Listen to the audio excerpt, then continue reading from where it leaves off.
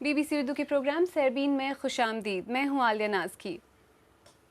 برطانیہ کی پہلی خاتون وزیر اعظم مارگریٹ تھیچر آج فالج کے حملے کے بعد انتقال کر گئیں.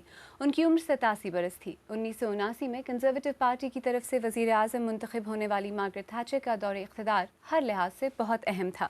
یہ وہ دور تھا جب افغان جنگ شروع ہوئی. پاکستان میں جنرل ضیاء نے جمہوری حکومت کو ختم کرنے کے بعد ایک لمبا عرصہ اقتدار میں گزارا.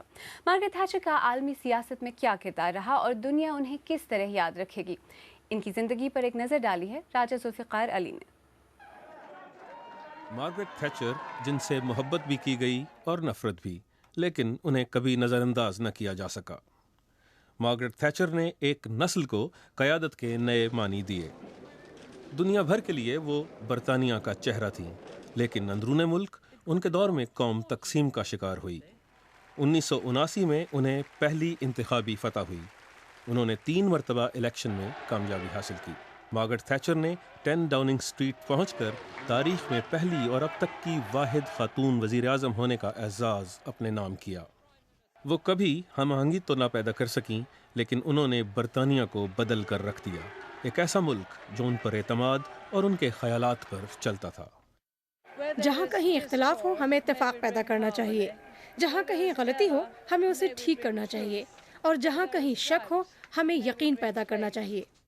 ایک انتہائی شفیق والد سے متاثر مارگریٹ کو مردوں کے معاشرے میں جدوجہد کر کے اپنا مقام بنانا پڑا. وہ پارلیمنٹ کے لیے منتخب ہوئیں، اپنی پارٹی کی قیادت حاصل کی اور ایک ایسا مقام حاصل کیا جس کا حصول ان کے اپنے خیال میں بھی ممکن نہیں تھا. میں نہیں سمجھتی کہ میری زندگی میں ایک خاتون وزیر اعظم ہوگی. یہ برطانیہ کے لیے پورا شوب دور تھا. طاقتور مزدور تنظیمیں مارگریٹ تھیچر کی شدید مخالف تھیں. تھیچر کی وجہ سے مزدور تنظیموں کے خلاف قانون سازی ہوئی، شرح سود اور بے روزگاری میں اضافہ ہوا اور ان کی اپنی کابینہ تقسیم ہو گئی.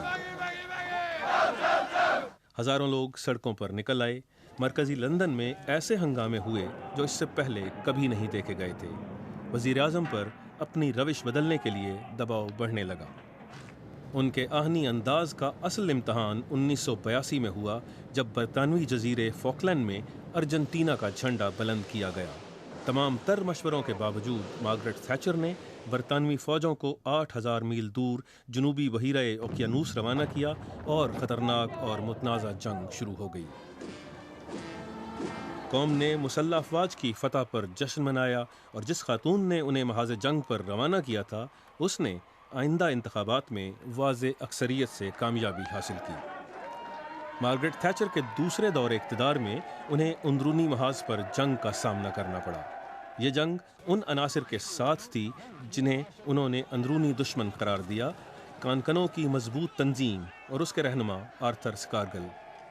پولیس اور ہڑتالی کانکنوں کے درمیان محاذ آرائی نے لوگوں کو ہراساں کر دیا اور مزدور تنظیموں کو شکست ہوئی، اور یہ بھی واضح ہو گیا کہ عنان اقتدار کس کے ہاتھ میں ہے.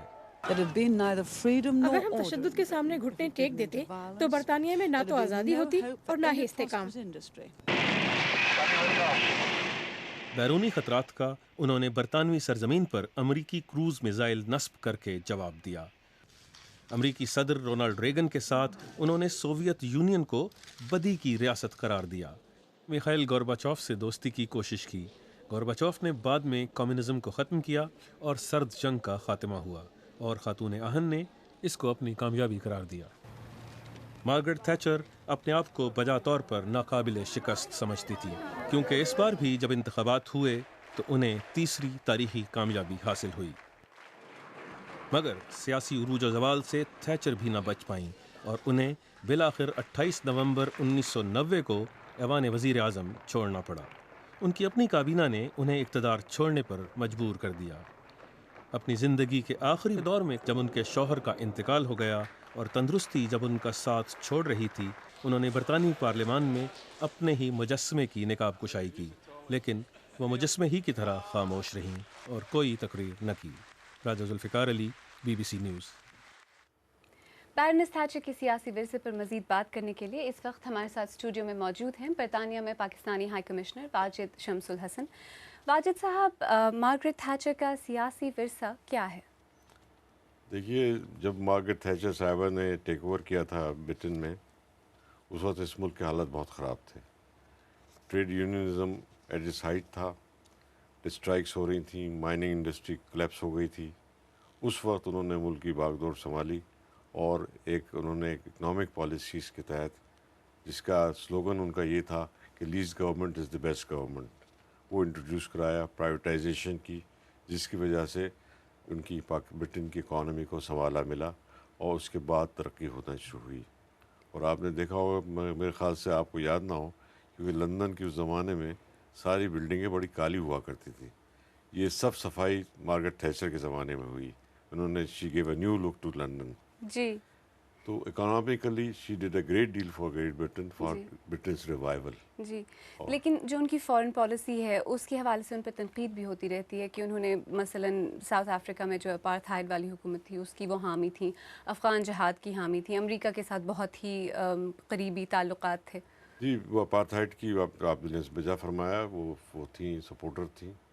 مگر جیسے جیسے ٹائم بدلا انہوں نے بھی چینج ہونا پڑا. اور افغانستان کے معاملے میں تو آپ کو سب کو پتہ ہے کہ نا, سوویت یونین نے جب آکوپائی کیا تو فری ورلڈ پوری جو تھی, اٹ فیل تھریٹنڈ کہ یہ اس کمیونزم جو ہے پھیلے گا اور اس کو روکنا چاہیے, جس کے لیے انہوں نے پاکستان کو بھی استعمال کیا, فرنٹ لائن اسٹیٹ بنا دیا, اور جنرل ضیاء الحق جیسے ڈکٹیٹر کو انہوں نے سپورٹ کیا. اور اس کا خمیازہ پاکستان شاید اب تک بھگت رہا ہے. 30 سال ہو گئے ہمیں جنگ لڑتے ہوئے. جی, ہر قسم کی جنگ لڑ رہے ہیں ہم, اور اس کی وجہ سے کافی نقصان ہوا.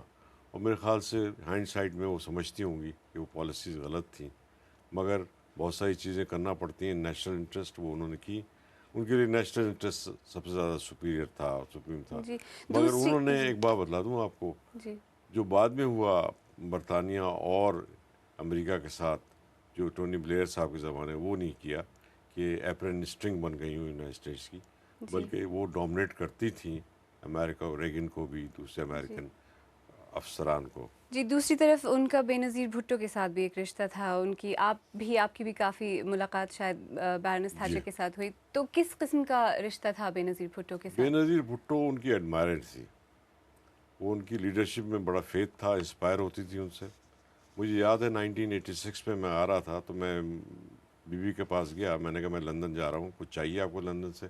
تو انہوں نے کہا واحد بھائی آپ جتنی کتابیں لانا چاہیں لائیں مارگریٹ تھیچرزم پر, اور پرٹیکولرلی ایک کتاب کا نام لیا, وہی list government is the best government. کہنا لائیں بھی اور پڑھیں بھی, کیونکہ ہمیں وہی چیزیں امپلیمنٹ کرنا ہے اور اسی سے ہمارے ملک کو اکنامک ترقی ہوگی. تو یہ تو ایک فیز تھا. پھر جب 1989 میں پرائم منسٹر ہوئی تو پہلا وزٹ, دوسرا وزٹ جو تھا وہ برطانیہ کا تھا, 8 دن کا وزٹ تھا. مارگریٹ تھیچر نے انوائٹ کیا تھا انہوں نے, اور انہیں چیکرز بھی لے کر گئی تھیں, چیکرز میں انٹرٹین کیا باقاعدہ, اور ان سے ان کی بڑی مشفقانہ دوستی تھی, بالکل جیسے ماں بیٹیوں کی ہوتی ہے. تو کیا پاکستان میں جمہوریت کی بحالی کے حوالے سے مارگریٹ تھیچر کا کوئی کردار تھا؟ جمہوریت کے حوالے سے ایسا میں نہیں کہوں گا کہ بڑا آبویس رول ہو, بیکاز ضیاء الحق اس وقت پاور میں تھے اور وہ اس وقت ان کے بلو آئیڈ ڈکٹیٹر تھے. مگر چند چیزوں پر ان کے پرنسپل اسٹینڈ تھا. جیسے محترمہ نصرت بھٹو صاحبہ بیمار تھیں اور جیل میں تھی ضیاء الحق کے, تو انہوں نے بڑا سخت خط لکھا تھا جنرل ضیاء الحق کو کہ ان کو آپ ریلیز کریں اور ان کو علاج کے لیے لندن بھیجیں, اور وہ ہوا. جس کو یعنی کہ ایک بات وہ بھی. پھر اس کے علاوہ بھی وہ بے نظیر بھٹو کی پالیسی کو سپورٹ کرتی تھیں اور ہمیشہ ساتھ دیتی تھیں. جی, واجد شمس الحسن صاحب ہم سے بات کرنے کا بہت بہت شکریہ. ہمارے ناظرین نے مارگریٹ تھیچر کو کس طرح یاد کیا؟ ارم. جی بالکل, اس سلسلے میں کاشف رضا کہتے ہیں کہ برطانوی تکلیف میں ہوں گے, انہوں نے اپنے ملک میں ترقیاتی کام کروائے, کاش پاکستان کو بھی انہی کی طرح کی اپنے ملک سے وفادار لیڈر ملتی. جبکہ عدنان حنان حاصل پور لکھتے ہیں کہ وہ حالات اور وقت کو سمجھ کر فیصلہ کرتی تھیں, ایسی صلاحیت کسی اور لیڈر میں نظر نہیں آتی, وہ جو بھی فیصلہ کرتی تھیں وہ بہت کامیاب ثابت ہوتا تھا. جبکہ عمیر خان کا اسی بارے میں کہنا ہے کہ مارگریٹ تھیچر نے غیر ملکی اسٹوڈنٹس کی فیس 3 گنا کر دی تھی, جو مجھے بالکل پسند نہیں آیا. اور عباس جوندل نے لکھا کہ یہ بھی اپنے ملک کی منافقانہ چالیں چلتی تھیں. جبکہ گلستان خان کا مردان سے کچھ ایسے کہنا ہے کہ انہوں نے سب کچھ اپنے مفادات کے لیے کیا. اس موضوع پر مزید تفصیل آپ ہماری ویب سائٹ پر بھی پڑھ سکتے ہیں، جہاں مارگریٹ تھیچر کی زندگی کی تصویری جھلکیاں بھی موجود ہیں۔ پتہ ہے bbcurdu.com۔ یہاں تازہ ترین خبروں کے علاوہ تجزیے، تبصرے، تصاویر اور ویڈیوز بھی موجود ہیں۔ ویب سائٹ پر آپ کی رائے کا صفحہ بھی حاضر ہے، جہاں آپ مختلف موضوعات پر اپنے خیالات کا اظہار بھی کر سکتے ہیں۔